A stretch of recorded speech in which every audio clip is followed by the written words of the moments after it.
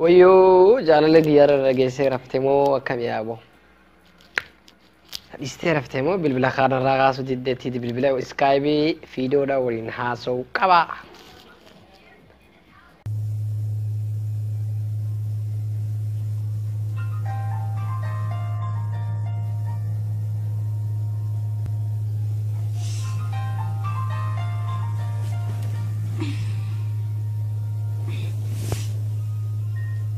Hello.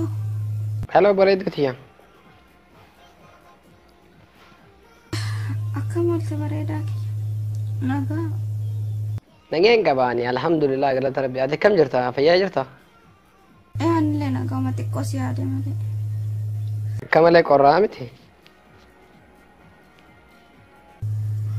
Abbaa qorri naafuma jedhan sana ammadhu nama godha waan qorraan gaafatiin abboo.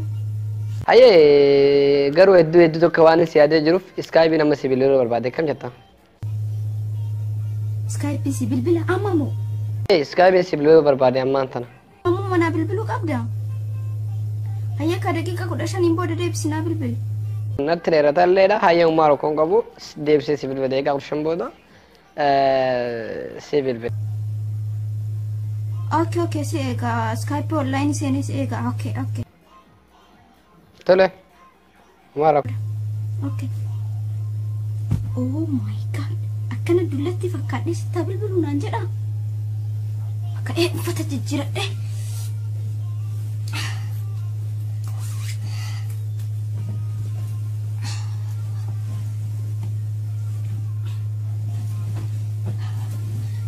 Kanallee ofirraan kachuu qaba.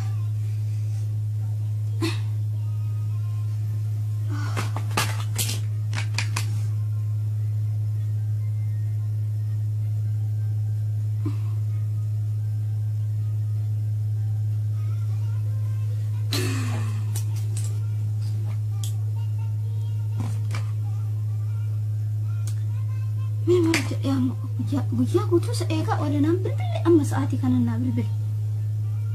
Guyyaa yeroo akkasii diddibadhee ilillee fakkaadhee sa'ee kunaan bilbil. Amma akkaan jaartii fakkaadhee ruttee kan hidhatee kaasira.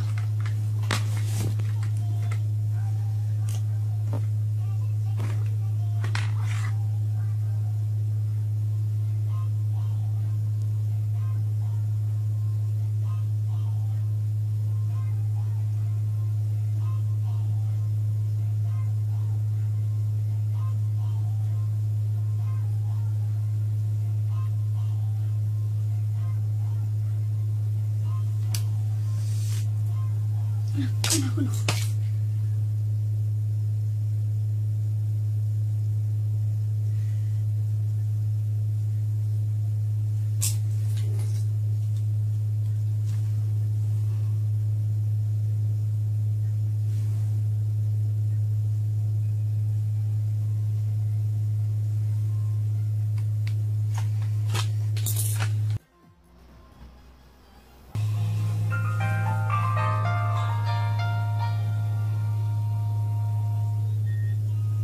Hello. Nuti yalliifama arabaan irra bilbilee yeroo biraa deebisee si bilbila. Dhiiseera amma siin bilbilu. Maaliif naan bilbila amma siin bilbila daqiiqa 15 booda naan jenne? Bilbila arraa naaf hin mijoone tole. Yeroo biraa deebisee si bilbila. Iftaan si bilbila. Abboo rabbi iftaan siin geessin rabbi iftaan si bulchin. Maal fakkaata jiran fokkataan kun?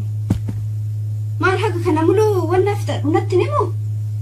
Ka hirriba kiyya caalle ka hirriba kiyya hirribna na jalaa tarru haa caalu. Kalaas isinillee nagaatti